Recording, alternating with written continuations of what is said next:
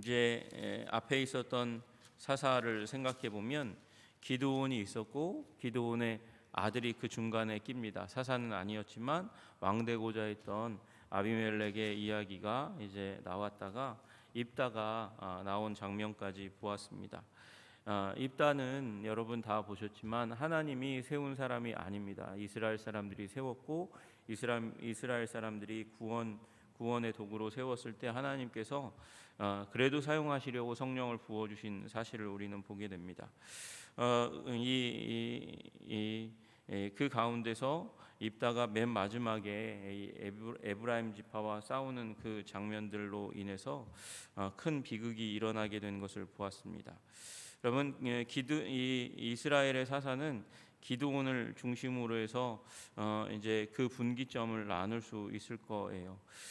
이제 이스라엘 최고 의사결정권자인 본받을 만한 지도자가 기드온 이후에 어떻게 보면 탐욕과 부패에 찌들어갑니다. 우리가 잘 아시다시피 기드온이 그 아들들을 많이 낳았고 그리고 왕처럼 행세하는 일들이 일어났고 우상 숭배를 주도하는 일들이 일어났다는 것을 우리는 이미 보았습니다.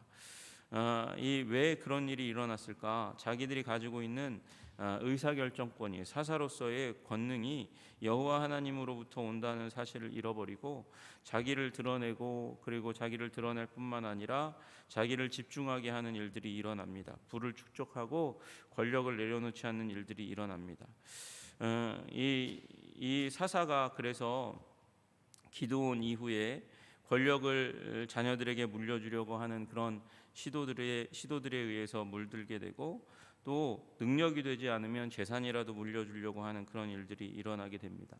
그 이전의 사사들이 오늘 이제 그 부분에 아주 어떻게 보면 절정에 가게 되는 일들이 일어나는데 그 앞에 있었던 사사들은 이제 어떤 민족에겐가에서 구원하는 일들이 일어나거든요. 그런데 여기에는 그 구원한 민족의 이름도 구원하였다라는 단어도 나오지 않는 세 명의 사사가 나오는 것을 보게 됩니다.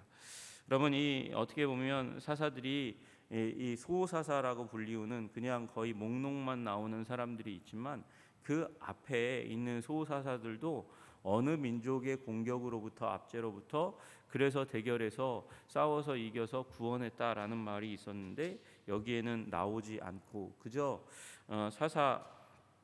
사사가 되었다.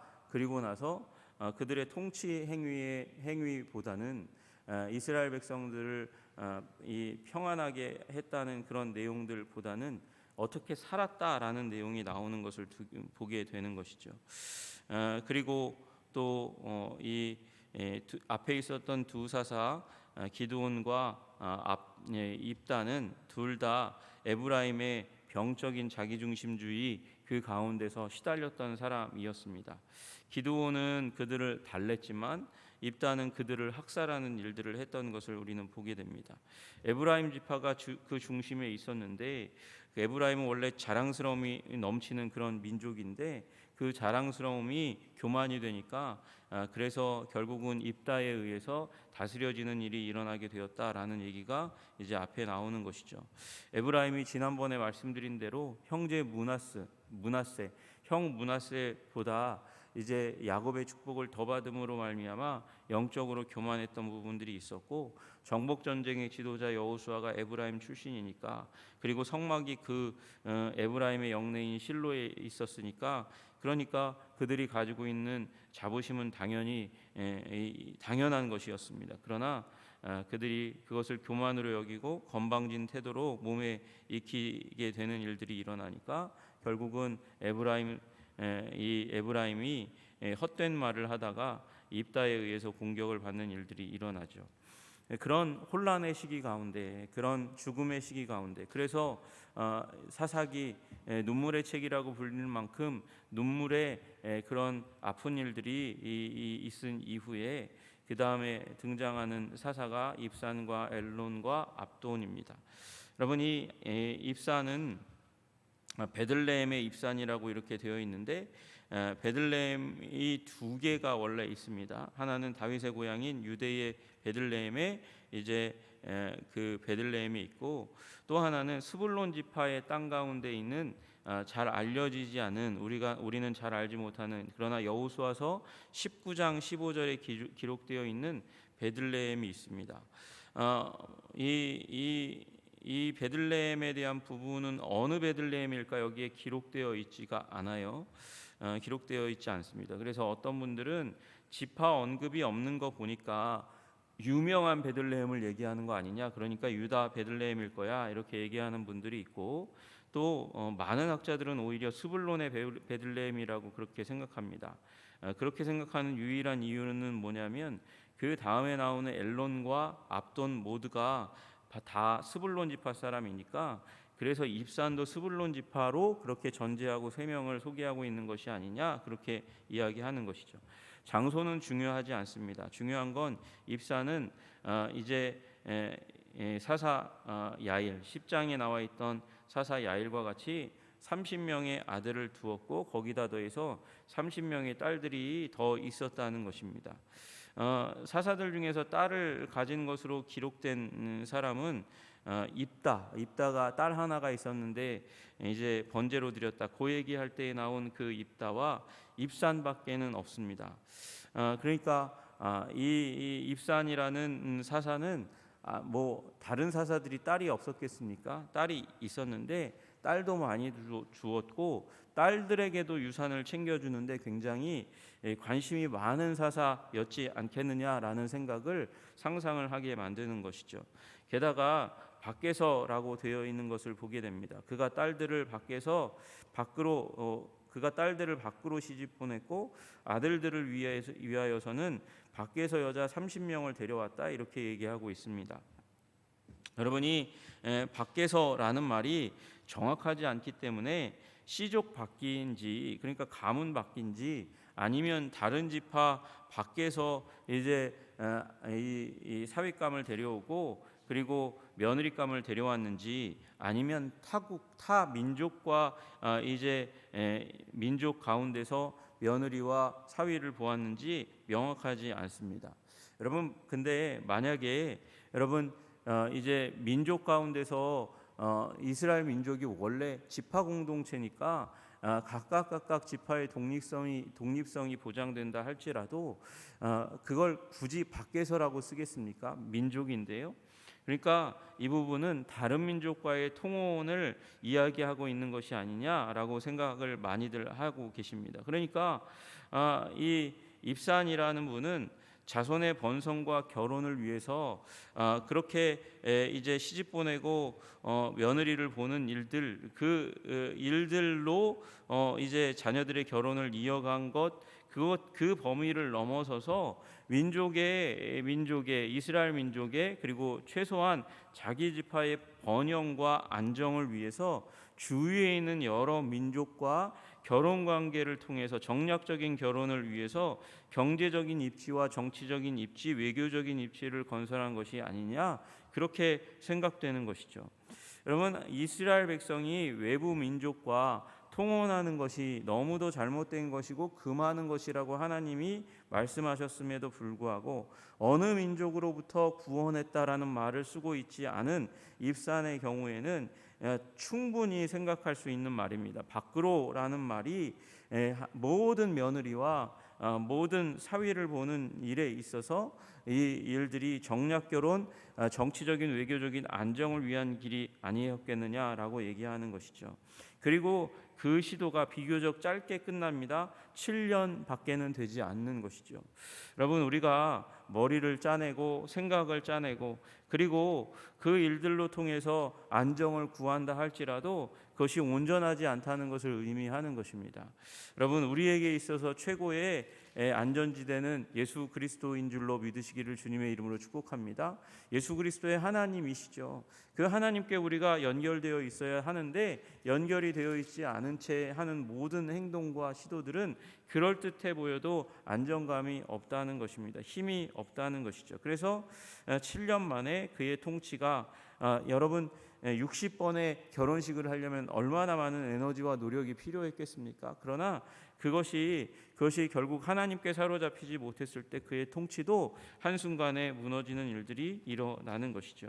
그 뒤를 이은 스불론 사람 엘론, 그에 대해서도 아주 짧게 이렇게 기록됩니다. 엘론이 이스라엘의 사사가 되어 10년 동안 이스라엘을 다스렸더라. 스불론 사람 엘론이 죽음에 스불론 땅 아얄론에 장사되었더라. 그렇게 이야기하고 있습니다. 여러분, 여기 이 아얄론이라는 곳이 문제입니다. 아얄론이라는 곳이 왜 문제냐 하면 아얄론은 스불론 지파의 땅 가운데 없어요.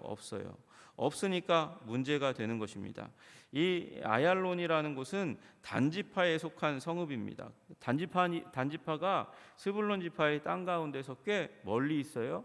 그런데 여기 이 아얄론이라고 스불론 사람의 땅 아얄론이 이 스불론 땅이 없고 단지파의 땅에 있는데 그렇게 되었다고 얘기하면 이게 잘 맞지 않거든요. 왜 이렇게 했을까?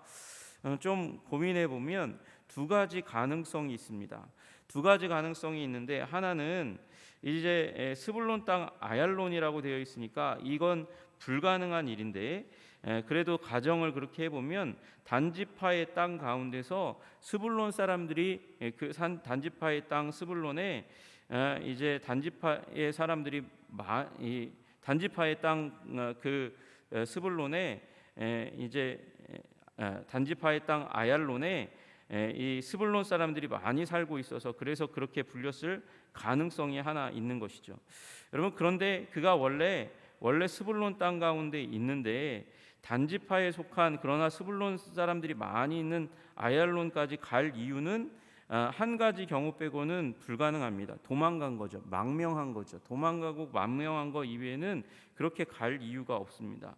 또 하나의 가능성은 뭐냐면 아얄론이라는 이 단어의 자음이 원래 히브리어는 자음밖에는 없거든요. 모음을 밑에다 점으로 이렇게 찍어서 표기하니까 그건 후대에 생긴 거니까 아마도 이게 아얄론이 아니고 잠시 동안 있었던 엘론이 머물렀던 도시의 이름 엘론이 아니냐. 엘론과 아얄론이 자음이 똑같으니까.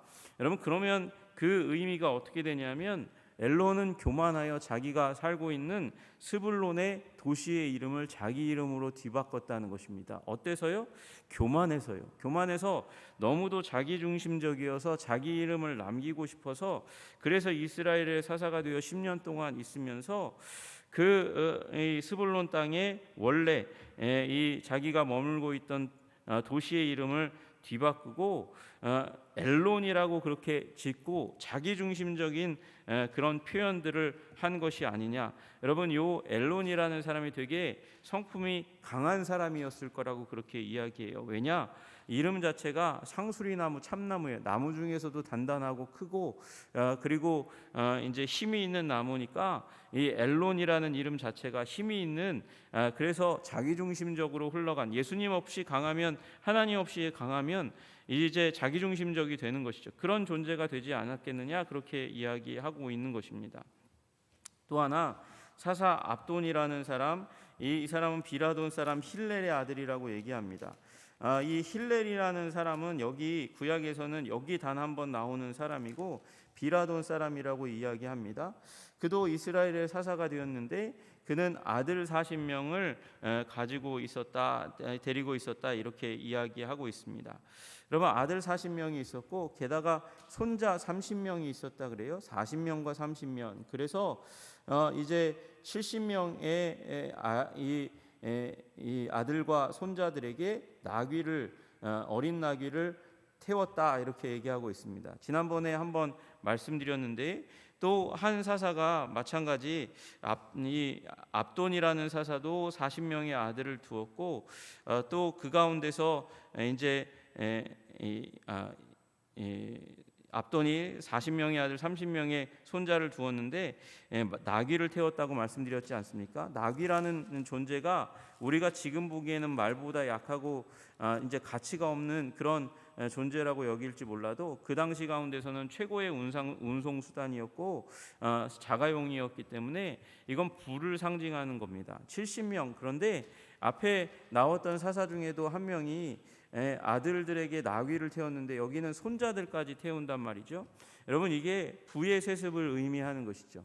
부의 세습은 또한 다른 의미로 권력의 세습을 의도하고 있는 것을 의미하고 있는 것입니다. 그 전에는 아들들만 강조되었는데 여기에서는 손자들까지 나귀를 태웠다, 70명이나 태웠다. 여러분, 이 사사가 얼마나 큰 부와 권력을 거머쥐었기에 이렇게 합니까? 게다가 그 30명의 아들들에게는 성을 관리할 수 있는 능력이 있는 사람들이었기 때문에 어떻게 보면 자기들이 성을 관리하면서 그 나귀를 타는 삶, 부요를 누리는 삶을 유지했을 텐데 여기에는 그런 의무는 없고 다만 권리만, 부만 누렸다는 내용만 나올 뿐이라는 것이죠. 그리고 그도 어디서부터 이 이스라엘 민족을 구했다 이런 말은 나오지 않은 채 이 죽음의 에브라임 땅 아말렉 사람의 산지 비라돈에 장사되었더라 그렇게 이야기하고 있습니다.